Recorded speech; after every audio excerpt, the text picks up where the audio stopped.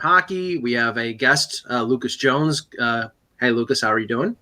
Doing all right, guys. Thanks for having me on the show. Ax should be here in a minute, and Peter Tessier will join us. So we'll have the full capacity of the our new service, StreamYard. So we'll see how that looks. The full power of it. It'll look like the Hollywood Squares, and I guess I'll be Paul Lind in the center. He was hilarious. But anyway, pre-show. Go ahead. Actually, the Hollywood Squares stayed at my hotel once when I was in the business, and John Davidson used to kind of walk around the lobby smoking a stogie. It was kind of funny. Everybody on God's green earth has stayed in one of Russ's. Listen, when you're in Manhattan, what happens? Go ahead. They were filming there. But anyhow, we're going to talk about SummerSlam for a minute. Well, let me just interrupt this because of a John Davidson thing. Okay. Because apparently, John, he was a big, a notable personality in like the late 60s, and then he ended up getting involved in game shows and talk shows and things of that nature. And I remember David Crosby being interviewed on later with Bob Costas years and years ago. And there was a big party in Southern California in the late 60s where Janis Joplin broke a bottle of Jack Daniels over the head of Jim Morrison. And the funny thing about this party was it was at John Davidson's house, and John Davidson didn't know about the party. It was like whoever was house sitting his house decided to invite all these people over. And I don't know if he came back and his house was trashed, but I just remember the story. And I remember the fact that A, David Crosby hated Jim Morrison, and B, he was very pleased when Janis Joplin broke the bottle of Jack Daniels over his head, although he considered it a waste of Jack Daniels. But anyway. Well, getting back to SummerSlam, like I did watch it. I always watch it. I don't hide from that. But I did see the photo online of Kyle Dubas with Ric Flair, and I laughed because it was in Toronto. Every other wrestler. It's like 50 photos of Kyle Dubas with a wrestler going from cruiserweight all the way up to. Yeah. Well, I mean, look, he's obviously a fan. Other than Trish Stratus returning to Toronto for the last time, Kyle Dubas is a big name. So that's something where I give him credit for doing that. There's not a lot of NHL GMs that would. So that was kind of cool. Well, the funny thing was he was wearing a SummerSlam T-shirt that had a Leafs emblem on it. They do. Right. They've done that. Where they'll actually do, because whoever the host of the arena or the stadium is, they've been doing these cross-promotional shirts. They sell huge. Yeah. I think for the WWE, where they have. I won't count the money. I mean, there's every seat was full. I'll tell you, as far as the show went, it was a good show. It wasn't a fantastic show. The WWE is losing a little bit off the fastball. So actually seeing that picture with Kyle Dubas was actually a really good thing. Well, ironically, I was up in Toronto on Saturday for a Blue Jays-Yankees game. I won't talk about that. Yeah, how'd that turn out, Mike? Well, yesterday's was nice, but they were setting up for SummerSlam, so they had all the trucks on the outside, and I swear to God, I thought it was on Saturday because you had about 50 fans out there with fake WWE belts. Oh yeah, on their shoulder. I think they were looking for autographs for these guys coming in, maybe like checking out the ring or something like that. But it was, and I don't know if they did, because sometimes, Russ, they do like a TV show, like they'll do like the Monday Night Raw, or they'll do the Tuesday night show or whatever it is, and they'll film it. Yeah, they won't do it on a day of a pay-per-view, though. They'll do it day before. The day after, yeah. And they'll stay there. Yeah, and they may have done that because there was enough people outside that it was like there was going to be an event, and I didn't know. But were you at the Gardner game where he blew a stack? Was that the one you were at? No, that was Friday. I was at the Saturday game where Vladimir Guerrero Jr. hit a line drive to left field that almost went through the wall. See, Mike, I had a better experience. I was at a glorious Met game where they came back and beat the Nationals. Much better. Well, if we could guarantee what the result of the game is, Ross, I don't know what would have been better, to choose a boring 1-0 shutout by Tanaka, where you'd be sitting out. I mean, thankfully, I know the layout of Rogers Center, where I know to sit in the left field bleachers because that's where the shade is, and you never get any of the sun. If anybody who goes to a Blue Jays game in the summer, in July and August, if it's an afternoon game and you sit in the upper deck, you are a sadist because it's direct sunlight. We're just trying to get color. I mean, they could close the roof, Mike. They could. Well, if the forecast isn't rain there, Russ. Well, there's a bunch of pale Canadians. If the forecast is too sunny, they could close the roof. Okay. No, whatever. All right. Well, let's start the show. I'll introduce Lucas too. So okay. Well, hello, Hockey World. Today is Monday, August 12th, 2019. I'm Anthony Mangione from Sunrise Philly Magazine. We have Lucas Jones here. He's the guitarist for the Brianna Musco Band. He also is on the Dan K Show. He also works with the USPHL and other collegiate programs. How are you, Lucas? Doing all right, guys. Thanks for having me on. And one point about, I think, the heat at the top of the Rogers Center, I was just at an Atlanta Braves game, and I have to be honest, I have never been hotter than with still air at an Atlanta Braves game. It's Atlanta. It's Atlanta. You picked it. Well, I think I win the award this year because I went to Yankee Stadium on the 20th of July when they played Colorado. It was the hottest day of the year in New York. It was 100 degrees, 107-degree heat index, and it was hot when they're passing out bags of ice because they're afraid of heat stroke in the outfield. Yeah, but Mike, you were sitting in the outfield that day. I played 9 innings of ball that day. Who think is hotter? Me. Oh, you were. Okay. Yeah, but I was smart enough to get tickets in the shade, Russ. So I'm very strategic. Yeah, I was in the dugout every other inning, but whatever. So that's Russ Cohen, and I'm Michael Cohen. And I'm Michael Lagello, and this is the Hockey Buzzcast here on HockeyBuzz.com. Okay. Russ, why don't we start out with talking to Lucas about? Yeah, I'll fire up a few questions. Like I said, he's with a band, the Brianna Musco Band. I'm going to try and cover them when you guys are out in Teaneck in a couple weeks. Oh, very cool. Because I'm a Jersey guy, so I'm going to try and go up the Turnpike and see you. But I like the videos that I'd seen. I did interview Brianna, but I have yet to post it because I've been busy. But I will, I promise. But give us an idea what it's like, touring with a band like that. And she's a classically trained guitarist. So how do you guys not step on each other's toes? Well, I think it comes down to I think maybe like a mutual respect. I definitely came onto the band. I had been so busy with the Dan K Show that I hadn't realized I hadn't played guitar in like 7 or 8 months since I had my last band had broken up, which was more of like a shreddy hardcore punk band. Okay. And so I saw an ad that Brianna had put out, and I was like, let me give this a shot. And she was extremely welcoming, and I think the fact that she is a classically trained guitarist meant that she could explain things very, very easily. So she was able to break down what she wanted in a language that, I could understand pretty easily. And then we were able to go from there. And actually, it's been really nice because, she has kind of been like, let's incorporate some of that. My background's 80s hair metal. So, that's where I grew up. I play a flying V on stage, so I'm very firmly in that camp. But we've tried to integrate that into the live shows, and we feed off each other. There's a lot of energy there, so it's been good. I like the flying V. Now, you also do some analyst work for the USPHL, and while I don't cover that league, I actually did see a game last year because I'm from Farmingdale High School, and a person who I graduated with there, her son plays in that league, Matt Minerva. I don't know if you covered any of his games. Yeah. And so that's kind of like a weird third degree, yeah, it's like I wasn't expecting. Small world there.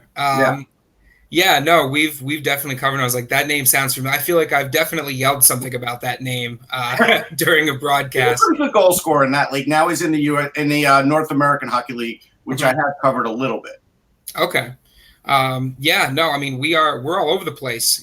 Dan and I started doing sports broadcasting in high school, and we've picked it up now that we're both out of college. We travel all around the country covering the USPHL, and more recently we've gotten into some collegiate programs as well. We interviewed the coach of the Albertus Magnus hockey team, which is launching this year. And then we also went down to the Tri-State Collegiate Hockey League, the TSCHL, to cover their championship tournament last season down in Louisville. We did a lot for that league towards the end, but the USPHL is what we mainly cover. And, we try to bring as much fun and entertainment as we can. All right.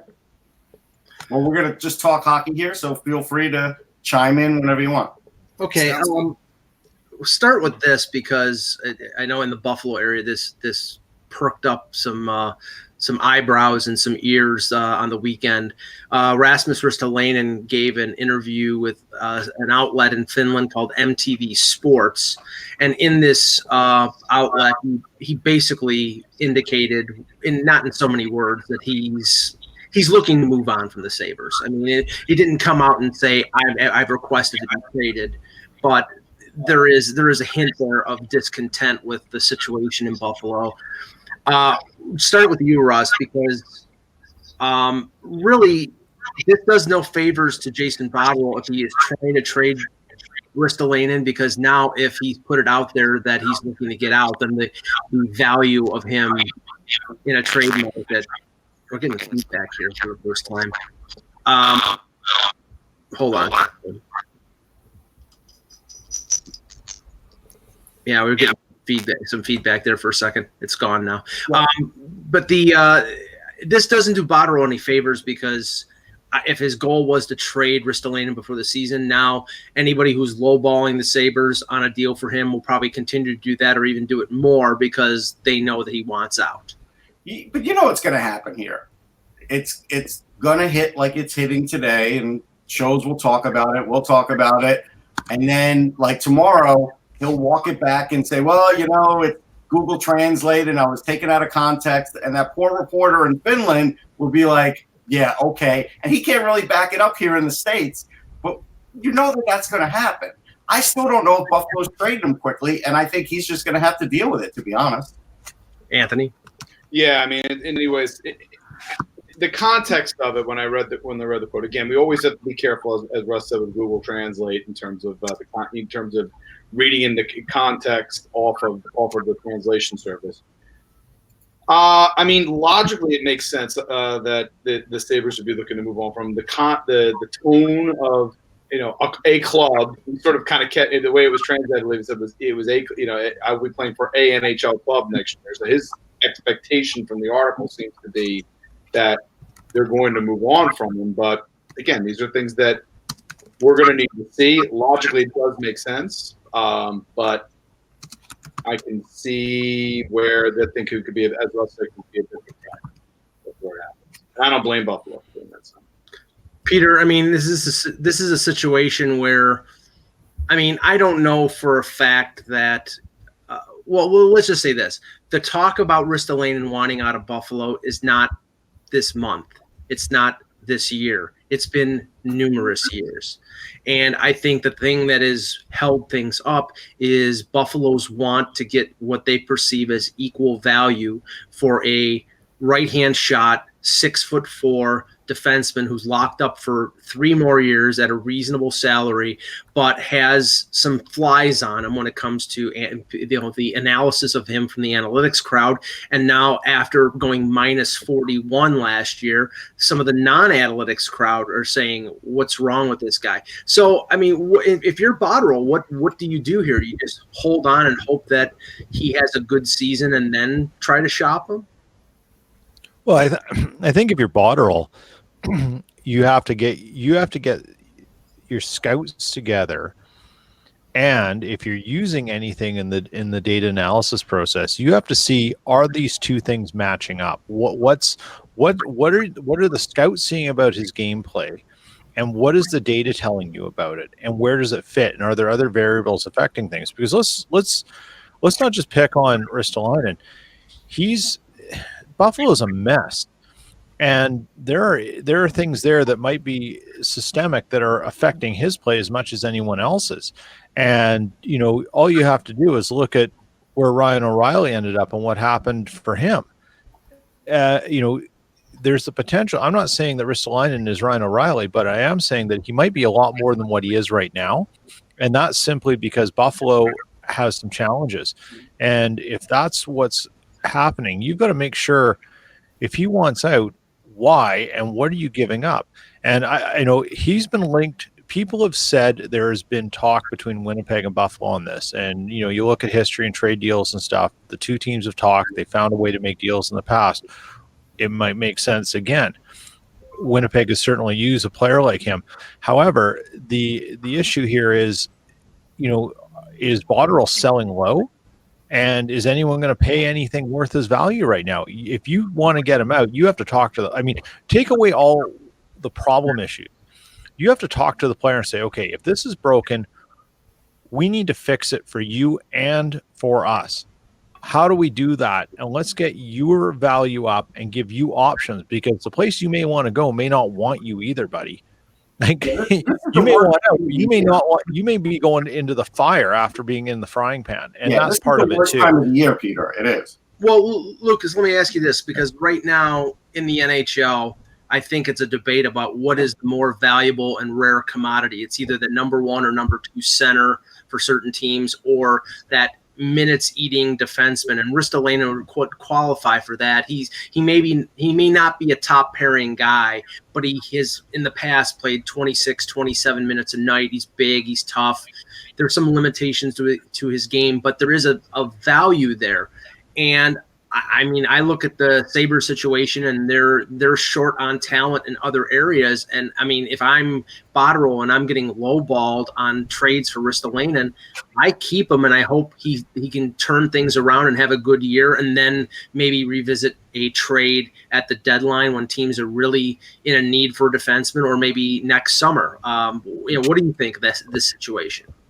Well, I think a lot of his value lies in the fact that he can eat minutes, and I think you pretty much hit the nail on the head with, where his value is as of right now. His value is a team at the deadline who's panicking, might be in the hunt for the playoffs, needs a defenseman like that. I also think that, right now, if you're the Sabres, you have to talk to him, like many of you have mentioned. You have to talk to the guy and figure out, what's going on here. Was this a mistranslation? Was this something you're actually feeling? Because I think to try to shop him around is not getting the full value he could. So at this point, he has a higher value waiting, seeing what he can do, if he can turn it around. I just think if you try to get rid of him now, or if you shop him too aggressively, you're just not going to get what he could be worth. And, it might be worth it, I think so, to give him another year and see if he can turn that around. Yeah, Funky Cold Zadina in the chat says, Ristolainen is like minus 147 for his career. Well, it doesn't matter. You see, it doesn't matter. I mean, you got to factor in the fact that the Sabres over the last 3 or 4 years have been arguably the worst team in the NHL. They finished last, twice, 30th or 31st overall. They've had the number 1 pick. They've had the number 2 pick. This guy, their defense has been shorthanded, and he's had, in some instances, in some games, had to play 28, 29 minutes a night. And when you do that and your team and your goaltending is not good, you're going to be a minus on most nights. I'm gonna quote Jaromir Jagr when he was a member of the Washington Capitals, and he said he was a minus before he stepped out on the ice. Well, it comes down to the way that we use statistics as well. I mean, people are having the same argument in baseball now that sabermetrics has taken its hold on the game, for better or for worse. It's, you are looking at the numbers, but do the numbers match up with what your eyes are seeing and what your brain is thinking? If it's a situation like that where you're minus before you even step on the ice, then the numbers don't matter, because at that point you have to go to the videotape and you just see, well, in situations where he has an ability to do something, is he doing the right thing? Is he doing the wrong thing? Where are his hockey instincts? Those are issues for me that could raise his potential value rather than just looking at the plus or minus. Yeah. And now shifting to what I call the RFA world, which we're going to be talking about from here until Armageddon. And one of these reports it was not something that was substantiated, and it just seemed that everybody was reacting to it. And I think the fact that it's mid-August and there's nothing else going on was a big factor. But some person without a check mark on Twitter, I believe he was either a producer or a radio host in Boston, I believe, tweeted out a Mitch Marner offer sheet rumor regarding with the Islanders, 7 years at $13 million a year, or a 5-year offer for the same amount. And I laughed, and I didn't respond to it until other people were responding to it. And okay, all I had to say was, look at where the Islanders are with the cap. They don't have the room. And it's Lou Lamoriello. This is not Mark Bergevin. This is not some fly by night general manager. This is Lou Lamoriello, and he learned his lesson from years ago with the Kovalchuk as well. Right. So. Yeah, so I just found it funny, Peter, that this really raised some hubbub on social media that this was that had some validity to it, when it was from a nobody source. And I'm not insulting the guy, but he's not. It's not Elliot Friedman. It's not Chris Johnston. It's not Drager or McKenzie. It's from some guy who I don't know who he is, and it had legs. And in and of itself, it's idiotic because, again, the Islanders don't have the cap space. And if they did this, how long do you think it would be before next year, next summer, somebody does the same thing to Matthew Barzal? That's the whole offer sheet thing with Mitch Marner is done. It's over. We shouldn't even entertain conversations about it anymore. It's not going to happen. Not now. If it was going to happen, we had a couple weeks in July when it was. That's it. It's not going to happen now. We know that. It's over. Put it to bed. Stop coming up with this nonsense. The only way it's going to happen, the only way Mitch Marner leaves Toronto is if someone gives Kyle Dubas a trade offer that he literally cannot turn down.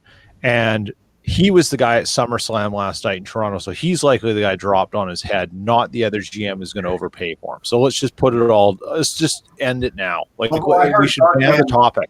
Although I heard Dartman put a like on that tweet, Mike. Oh yeah, yes, and the guy who was pulled out of the crowd and suplexed was Darren Ferris, Marner's agent. Okay, now. There were some. I know that posted something yesterday regarding Charlie McAvoy and the potential for him getting agreeing to a bridge deal.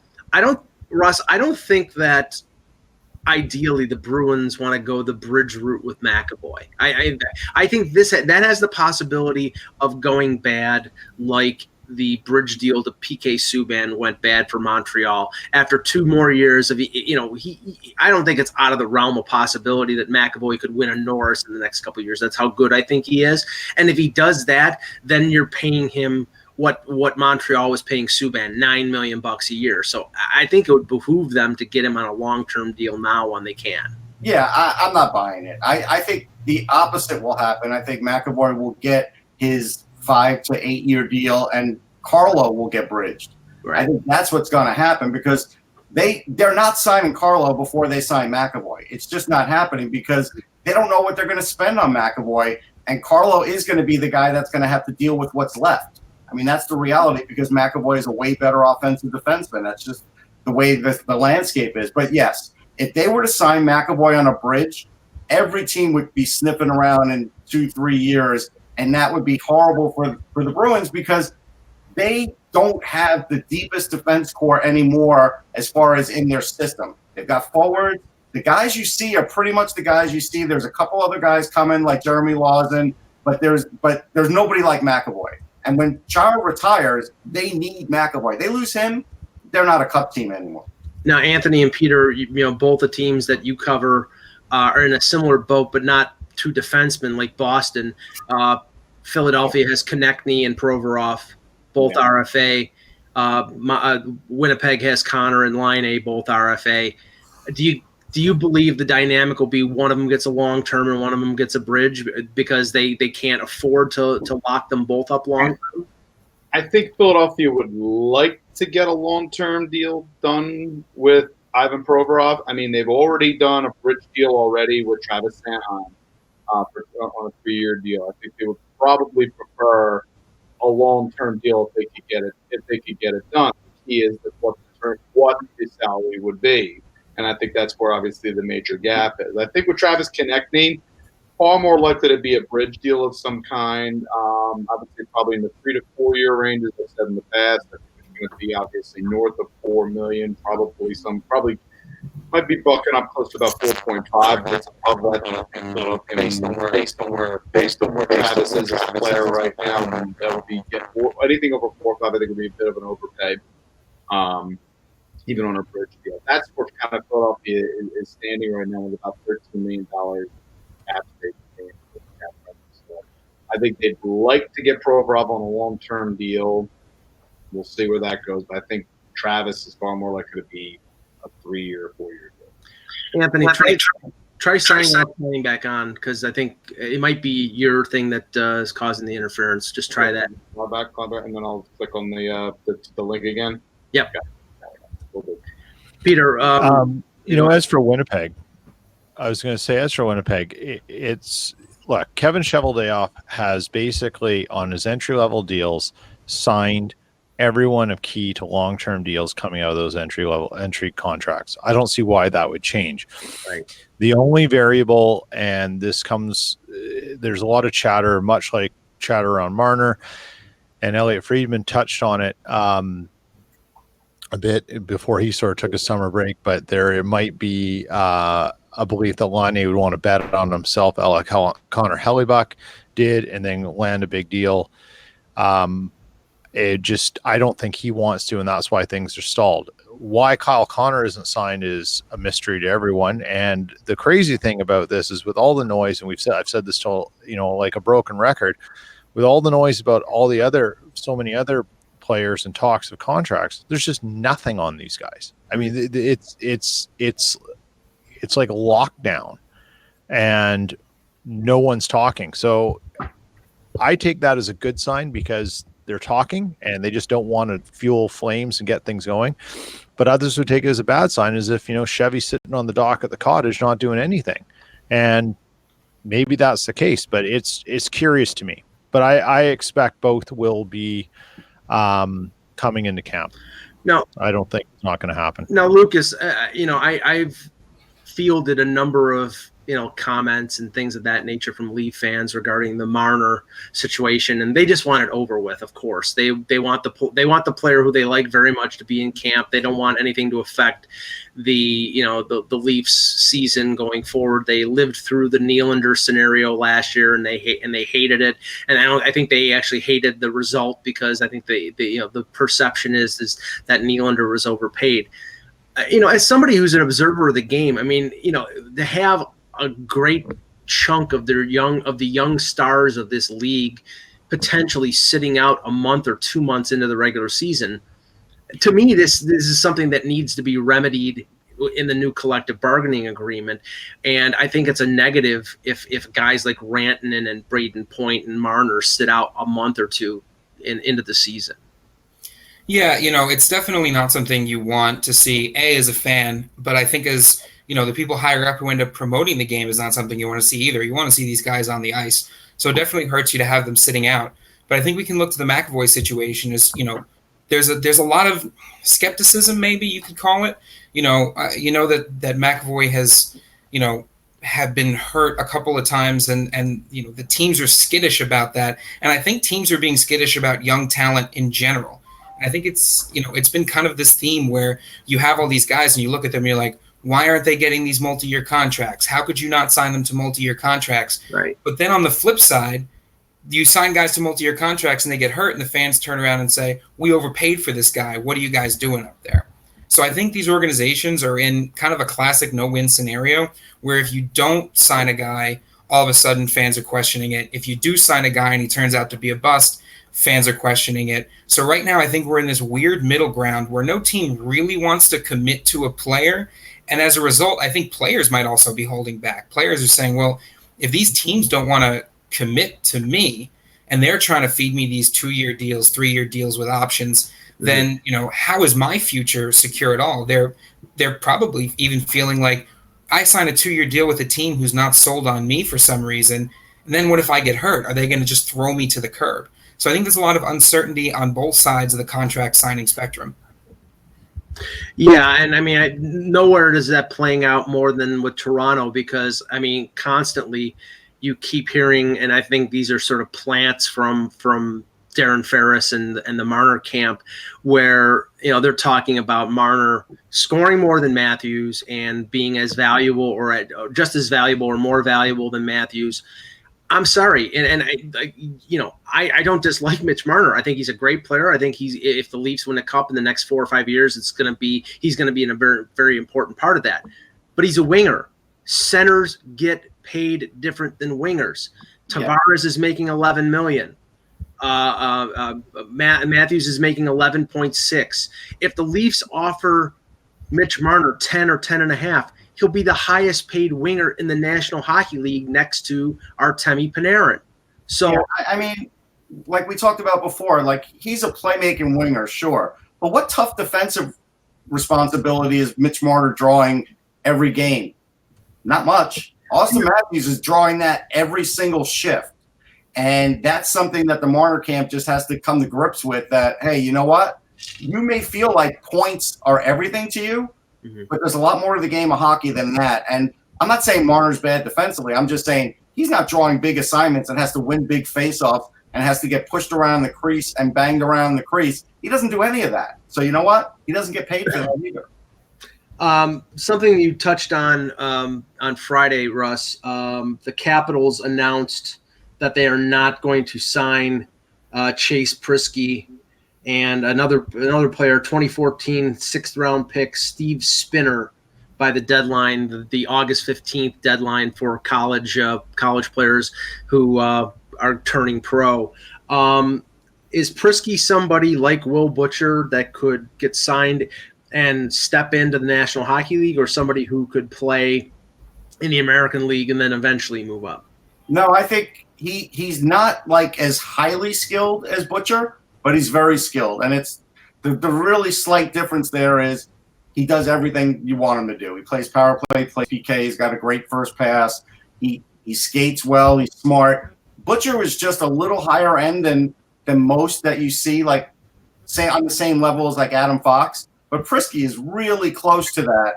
And so there's definitely teams out there that if he joins them will play him right away. And I have to believe there's probably between 5 and 7 teams that'll line up for him.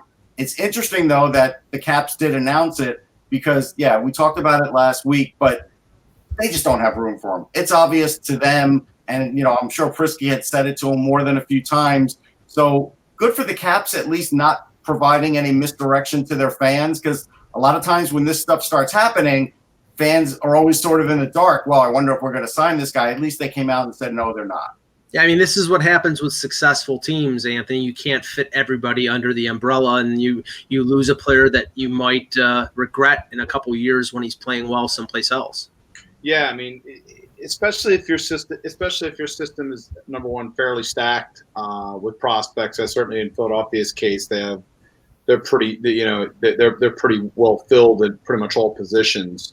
So there's always the possibility of if any of their players that are at collegiate level, I mean, in this circumstance, probably thinking of maybe Tanner or Lisinski. In this case, we have to kind of keep an eye on things. Yeah, you got same as Cooper Marody. Yeah, you got to keep an eye on Lisinski. But when they had Cooper Marody and they sent him off to Edmonton, but it just again, there's roadblocks in the way. Right. And if you're well stacked, if you can't guarantee a spot at the NHL level as well, that makes things difficult. And Philadelphia, again, in this case, has some roadblocks at center now. You add it, that's where the signing of a Kevin Hayes at center would potentially be a roadblock long haul for Lisinski to be looking to make an NHL roster. Now Philadelphia suddenly has 1 through 3, and now he'd be lucky if he'd be looking at a 4th line role this year, unless he plays wing. And Peter, the thing is that these opportunities for these type of players, they don't discriminate. Teams like Toronto or Winnipeg, who have maybe have some cap issues. Winnipeg less so because they haven't signed Line A or Connor. But Toronto's tight up against the cap. But if you go out and sign a Prisky, he's an entry level. It's $925 for a year or two, depending on how long the deal is. So it's potentially a cheap alternative of filling a spot on your roster and then dealing with it a year or two down the road, and that should intrigue some teams for somebody who might be capable of playing in the NHL. Absolutely, it should. And that, I mean, for some teams, and you cited Toronto and Winnipeg, there's going to be this delayed thing. You have to get someone in, and then deal with it a little bit later, because you can't always deal with it immediately in terms of the longer contract. So yeah, it makes perfectly good sense, Mike. Okay, it was announced this morning that the Florida Panthers will be retiring the number of Roberto Luongo at a ceremony in March.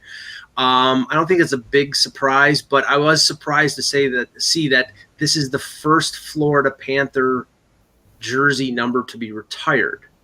Russ, I would have thought there would have been somebody else, but I guess nobody has been there for like the bulk of their career. They either got traded, like a Pavel Bure was there for a while, he got traded. Right. Jovanovski was there for a while, he got traded. Van Beesbrook for the Van Beesbrook is the one where Beezer would have been the one I would have expected potentially because of how much he shouldered that night, the load during their cup run. This is a little bit of slight to John Van Beesbrook, because without him, there's no way they would have ever gotten that far. They've never gotten that far since. But good for Roberto Luongo. I understand Mike Milbury is going to be the MC, so that's good. That'll make for an interesting ceremony. Will Mike Gillis also be there? Luongo, no. Luongo's a class guy though, and I really was surprised that he took his retirement this year. I'm sure that was not an easy conversation to get him to retire. So this is very classy by Florida to do this, and it'll be a good night. And I hope they have more than like 1,500 in attendance. Yeah. Now, and of course, I'm struggling. I'm sorry, Peter. Wait, is that outrageous to say on the Florida Panthers night that they may not have fans in attendance? I just think that's lowbrow, Russ. We know what. We know unnecessary shot. You're better than that. You're better than that. Okay. It's an unnecessary shot. All right. No, Russ isn't better than that. Oh no! Of course not. No. No. Okay. Well, just for our purposes of fodder for the middle of August, the NHL Network has done it again. They have ranked the top 20 wingers in the NHL, and I will read off the top 5.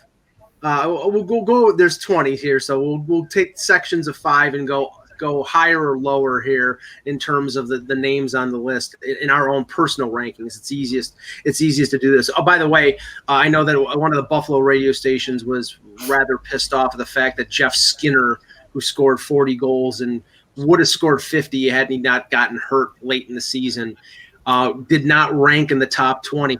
Somebody should tell Jason Botterill that, because he did pay him. I think he's like the 3rd or 4th highest paid winger in the league, and he's not even on the list. But okay, top 5 according to NHL Network: Nikita Kucherov 1, Patrick Kane 2, Alex Ovechkin 3, Brad Marchand 4, and Mitchell Marner 5. Russ, any problems with any of those ratings?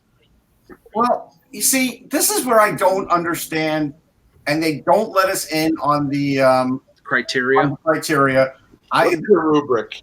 Yeah, and trust me, I'll say it again. When you let producers get in on the voting, they're thinking highlights. I will say this. Clearly, we thought last time with Couturier not being on the list that career numbers must have meant something. But Mitch Marner has had. My thing is, I think it was. My theory is there's a 5-year. They had a 5-year evaluation. But Marner hasn't played 5 years. So I know, I'm aware of that, but I'm talking about for anybody in terms of that within the 5-year window. For now, I'm going to have a problem with this list in the sense that Marner should be higher than Brad Marchand. Like, that's a no-brainer. I don't understand why Brad Marchand is higher than Mitch Marner. If you want to go by, has he scored more? I mean, but does that 100 points last year? But it doesn't make him better. That's the whole thing. Are points everything? I disagree with the way they're sort of doing it, because honestly, I think Marchand's a great player. I voted for him for league awards, but I think right now Mitch Marner is a better winger than Brad Marchand. I do. Peter, I'll just say this: I have no problem with the top 3 in that order: Kucherov, Kane, Ovechkin. I actually have no problem with it with the top five. I think Marchand is up there in terms of of those wingers, and like I said, he had a 100-point season. He scored more goals than Marner did, but he's a more veteran guy. I mean, Marner's 22, and Marchand I think is 28 or 29 years old. Right. So again, if the criteria is career, on the 5-year window, Russ. yeah. So for Anthony, do you have any problems with any of the slottings on the top five? For the top five, no. I think I'm okay with the top five as is. Peter? No, I'm okay. I think Wheeler should be a little higher, but that's me. Okay. Well, when we get to him, where is he? Oh, okay, there he is. Yeah, when we get to him, way down on the list. Lucas, any problems with any of those five? I feel like the top five is pretty solid. I mean, you could nitpick. You can argue for 4 instead of 5 or 6 instead of 5, but I mean, for the most part, it's pretty solid. I do think that at some point there does have to be that conversation, like Russ said about how important are points here. We just had a conversation about the value of a guy who's at minus 140 on his career as being, well, he's actually pretty valuable. So now we have to have the same conversation about, are points all that matters, or are you guys actually watching some highlight videos and figuring out if these guys are worthwhile? Now, 6 through 10. Number 6, Leon Draisaitl. Number 7, Johnny Gaudreau. Number 8, Artemi Panarin. Number 9, Mikko Rantanen. Number 10, David Pastrnak. The only thing problem I have here is that Draisaitl played a significant part of the year at center. So shouldn't that sort of mitigate his value? If his own team is trying to put him at a different position, shouldn't that mitigate his value as a winger? I mean, they got to find a spot for him. I can't kill him on it. I personally think that, and again, you're talking about the best in the league here. I think Panarin and I think Rantanen should be higher than Gaudreau. I think Gaudreau is great, but I think those guys, I think they're more dominant than Gaudreau is. I don't know. If I'm going what they're worth to the team, I'll keep Gaudreau where he is. I think the one that I would end up changing is Pastrnak being a little higher than Rantanen. And I love Rantanen, as you know, but Pastrnak is so important to the Bruins. Like when all things go and a lot of that scoring starts to wane for them, he's a massively important guy for them. And I just feel like he's probably a little higher ranked, should be a little higher ranked. Anthony, any problems with 6 to 10? I would concur with Russ with regards to Pastrnak. I would have him higher up, I think, in this case. I love Gaudreau, don't get me wrong, but I think there's some case. I think there's a case where Rantanen was excellent last year, but I'd actually probably have him a little behind Pastrnak. But it'd be real tight between the two of them. Panarin and Draisaitl, I think you can kind of make it. You can debate in that 6, 7, 8 range. You can make equal arguments for any of those guys, the order that they're in. But I definitely believe that Pastrnak should be higher than 10. Now, Peter, I'm assuming you would want to move Wheeler, who's at 11, up into this area. Where do you think he slots in with those 5? I think it's hard to say. I think when you consider that he's one of the 4 players who had 90-plus points in the past 2 seasons, considering his age, I think you have to look at some things here and also say, look at the type of team. And Leon Draisaitl, how many points is he getting with McDavid? I think there needs to be a big asterisk about that, and the fact that Draisaitl basically, as good as he is, what's he doing for his team other than just putting some points in? The team's not getting any better. And in this, I'm saying this to start an argument, not with you guys necessarily, but for all the people out there going, because how Edmonton people get about their players when you slight them, and that Connor McDavid. Edmonton people better than us, Peter. So what's that? Edmonton people better than us. Yeah, I mean, it's just like I think Draisaitl shouldn't be up that high, to tell you the honest truth. And I think Wheeler should be a little higher, and I'm a little biased by that, but that's the way I see it. It's I don't know. It's tough because there's a lot of good guys on there. Panarin, I think you could drop a little bit. Again, Rantanen, what's he doing when he's not playing with McKinnon? These are all these sort of questions, but I guess the same thing you get asked about Wheeler is what's he doing when he's not playing with Scheifele? But you got to remember the season before, Scheifele was down and he moved to center and he still was putting up numbers. So there's an element there that I think some of there's starting to be a bit of a change of the guard in some of the younger new players coming into this thing, and maybe that's sort of the trend that we're seeing with appreciation of players now is sort of appreciating these younger guys, kind of dissing the generational ones. And, it's nice to see Ovechkin in there still. But, I think there's a little bit of love for the younger guys without really giving some of the older guys who are still doing it a lot of credit. Yeah, I mean, Lucas, we have to factor in, and not only Draisaitl with McDavid or Goudreau with Monahan or, Rantanen with McKinnon. I mean, just because I'm more Leaf-centric, Marner's career numbers or Marner's offensive numbers went up 25 points from 69 to 94. And he went from playing with Nazem Kadri at times to playing with, play or Tyler Bozak to playing with John Tavares. So that had an effect.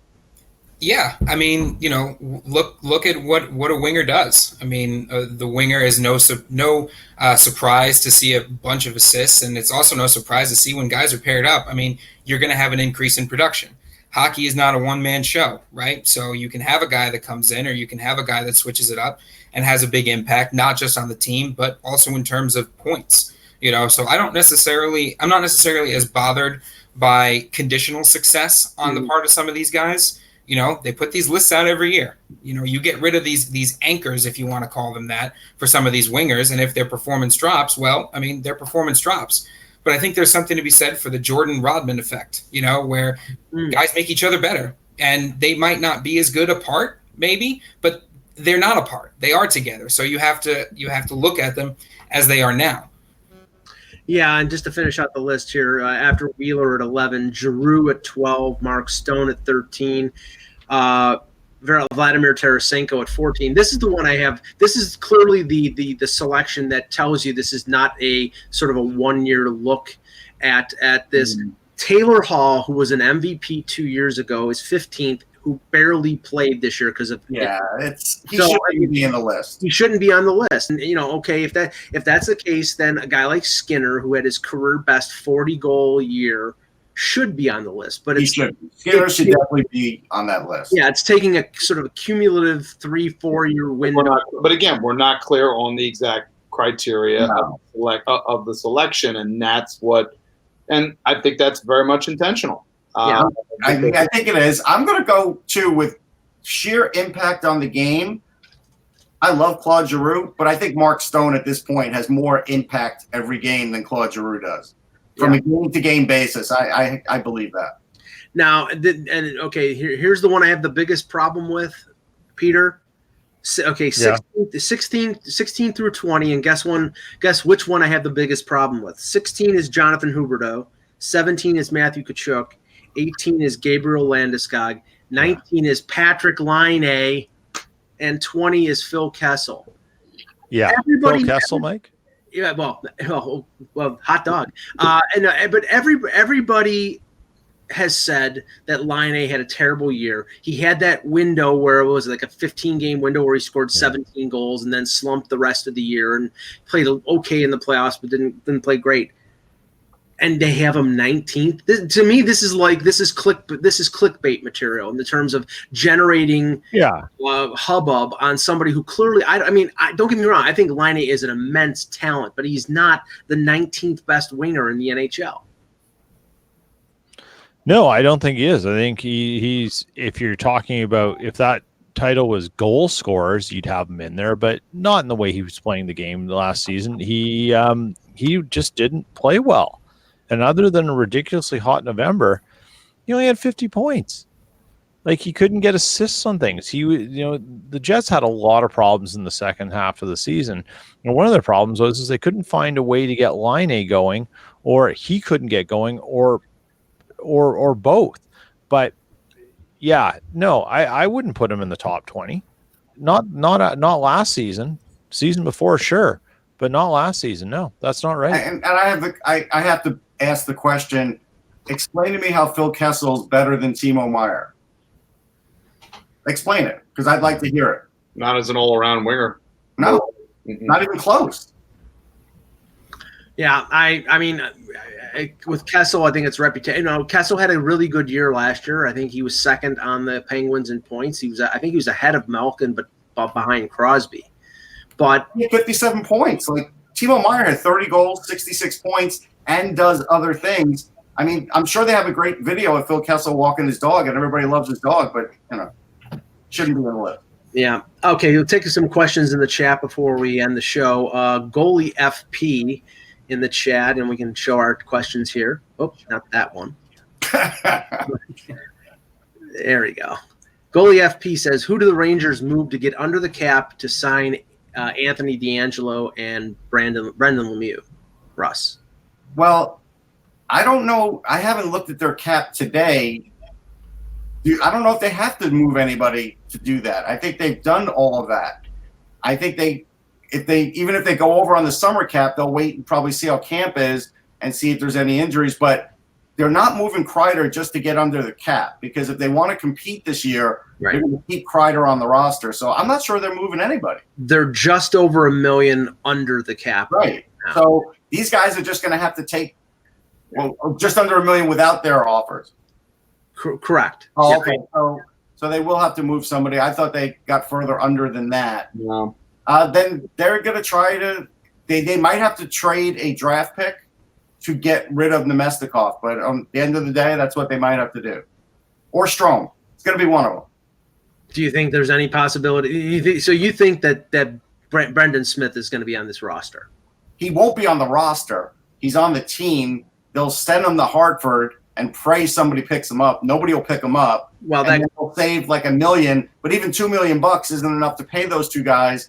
So it's probably Strome or Nemestikov that are going to go. Well, that clears $1 million in salary. So that would be $2 million. And if you get these guys on 1-year deals for around $1 million, you could squeeze them in. But you might be able to squeeze them in. Maybe. Yeah, there's not going to be a lot of room there. So that's no. Okay, let's see here. NASCAR 427 asks, how is Kessel going to do in the Zona, or in Zona, Arizona meaning? Peter, I think it's going to depend on whether he has a center that can stay healthy. If he's playing with Keller is a very good playmaker, and he'll be able to set him up. I'm not sure if they're going to use Galchenyuk on. Oh no, they traded Galchenyuk. That would have been a good matchup. I know Christian Dvorak is coming back from an injury. I mean, they could play him with Stepan. I mean, it really depends on who they play him with. If it's Keller, I think he'll have a very good year. But I mean, they're depending on Kessel to be a consistent source of offense, and he has in the past been able to do that, not depending on what center he was with, because he did most of his scoring in Toronto with Tyler Bozak and some of his scoring in Pittsburgh with Nick Bonino as his center. Okay, you broke up on me there, Mike. I kind of lost half of that. I'm sorry. Just how do you think Kessel's going to do in Arizona? Well, I mean, you know what? How's Arizona going to do with anything? I mean, until that franchise actually gets a stable, cohesive vision of what they want to be, and they're not always swinging another deal once or twice a season and in the off season of something significant, it doesn't matter how Phil Kessel's going to do, because nothing changes for them because there's no stability there. I mean, someone outline me what Chayka's plan is. Just show it to me what it is since he's taken the GM. Show me what direction he's moving the club in. I don't know what it is. I mean, all the hype that Chayka gets, has he done anything better than what in the last year than what what's his face did in Minnesota, who got fired? I don't know. I mean, honestly, what has he done? I think there's a lot of prospect. There's been a lot of there's much like with Philadelphia with Hextall. I think for a number of years that there's been prospect wise, there's been some good picks. Some players that come up to the league a little bit sooner. So, but just only a certain amount of time that you get, I think, after a while before the questions that you're asking, Peter, are going to come into play. Yeah, so there's a lot. There may be a bit more patience, but how much longer that patient. I think that's one reason why getting the Kessel deal happened was they knew that they needed someone to come in who's a name, and Kessel provides that. I think you put Kessel with Stepan. I wouldn't put him with Keller because Keller's played on wing too, right? He is on wing, but he's going to want the puck back once in a while. And if you give it to Kessel, you're not getting it back. Stepan's not really scoring like he used to, so he'd be more than happy to set up Kessel, and I think that's a better fit. Yeah, Kessel has had a reputation of being a black hole in Toronto. You pass the puck to him, and you're never getting it back. No. Okay, our friend Funky Cold Zadina asks, will the Islanders return to the playoffs with Varlamov in net? I'll answer this, and I'm sure the Islanders fans are expecting this answer from me. Not a chance. Because I don't know whether Varlamov can stay healthy. He has not proved that over the last few years. He's had problems staying healthy when he was with Colorado. I think they're hoping to get the sort of the Mitch Korn sort of bounce back that Robin Leonard had with the Islanders last year. And by the way, congratulations to Robin Leonard for winning the Masterton Trophy with the New York Rangers. Oh, yeah. That was fantastic. A Swede playing in New York, close enough. Rangers, Islanders, Jets, Giants. No. But Russ, what do you think? Varlamov? Well, there's a couple things. So I did just see a quote from Lou Lamoriello in CBC saying that Noah Dobson will get every opportunity to make the team. Now, it's great to say that, and of course Lou's going to say that because Dobson had a great year. He's won 2 straight Memorial Cups, but he's still 6'4", 183. So do I really want to put him on a third pairing and not have him play in every situation? No. So to me, it's like, unless he's top 4, I don't want Noah Dobson playing at the NHL level. So even if that means sending him back because he's 19, you know what? Win a third Memorial Cup. That's what I would tell him, because at this point, I can't rush my best defenseman if he's not quite there physically. And so we'll see what happens with him in camp. If he were to make the team, Mike, and prove that he can do it in camp and was a top 4 guy, then I'd see that they're on the road to the playoffs. So believe it or not, I think Dobson plays into it. I think even with Rice and Varlamov, who will be hurt for sure at times, they could do it. But if Dobson makes it, that could be a big development. Well, I'm looking up right now to see if Dobson's birthday is before December 31st, because if it is, and he's 19 right now, January 7th, so he cannot go. How dare you? I just told you that. He cannot go to Bridgeport. So, Russ, I'm trying to do 5 things at once here, okay? I gave you the answer. You didn't believe me. It's all right. Move on. Okay. Esmir asks, do you think, this will be the last question, do you think that Taylor Hall will be healthy enough to play 82 games this season? Probably not 82, but I think what was look at my crystal ball. Let me see. Well, he is on the NHL's top winger list, so I guess he'll have to be. Sis boom ba. What is a sheep make when it explodes? No, but yeah, I mean, okay, we're not soothsayers here, but can we say that he plays the majority of the season? Well, we hope so. I mean, anybody can get injured. He had a bad knee injury. It's supposedly going to be fine. He'll be at training camp.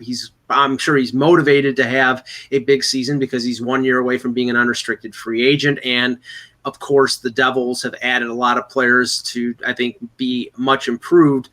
But Peter, you saw Hall a lot in Edmonton. He had injury problems in Edmonton too, so it's not a guarantee that he's going to play the majority of the season with the Devils. No, I mean he did. I mean, I don't have an issue with Taylor Hall, but yeah, there's a durability thing. I mean, if you're going to get 65 games out of him, consider it a good thing, right? Like that, and that might be what he is. But sometimes with the way guys play their game, that's the risk that goes with them. Matthew Pro is a guy in Winnipeg who's a lot like that. He's actually been healthy for the last 2 seasons, but prior to that, there are a lot of fans that are just like, what's the point of having this guy? He's always injured. And his injuries are never long-term, like you're out 4 weeks or whatever, but 10 days here, 10 days there. Next thing you know, he's only playing 60 games. And that bugs fans the wrong way, but you got to take the good with the bad. Some guys play a game a certain way and it's riskier. But when they're playing, if they're doing good things, that the risk is well worth taking. Taylor Hall in 9 seasons has played 82 games once. Yeah, I'm going 71 games. Yeah, he in his MVP year he played 76. So if we take Esmir's question literally, the chances are minuscule. If you're talking about over 70 games, I think it's 50-50. Don't bet that on DraftKings. I'm just telling you. Yeah, no, I was going to say, what's the over-under on the number of games that someone almost never played a full season? Is there a line on FanDuel for games played? There's a line on FanDuel for everything, I'm sure. It's tough too because he's so successful when he is on the ice. You know, he averaged a point per game last season, or over a point per game last season. So it's got to be frustrating for him. But re-injuries, you know, once you hurt it once, it comes back again. Like you said, it's how you play the game. But he is going to be up for a new contract. You said he's going to be RFA soon, so you got to balance it out. If you're Hall now, the big decision is: do I come back with a vengeance? Do I come back and start throwing myself into the game of hockey to try to raise my market value? Or, do I make sure that I'm healthy, make sure that I'm back for, 65 games, 70 games, and stay healthier, even if I'm not producing as much as I want? I don't envy his position coming back after last season. The only thing I can tell you on that one is if they pair him with Jack Hughes, he won't have any choice but to keep skating, keep competing, because if you're on the ice with Jack Hughes, he is going to find you open. There's nowhere to hide. Yeah. I'll answer this one quickly, and then we'll end the show. NASCAR 427. Will Babcock be staying around as he is an old school coach with a younger team? Russ, I have to say I found it rather amusing. Mike Babcock apparently showing Ilya Mikheyev, the KHL forward that they signed in the spring.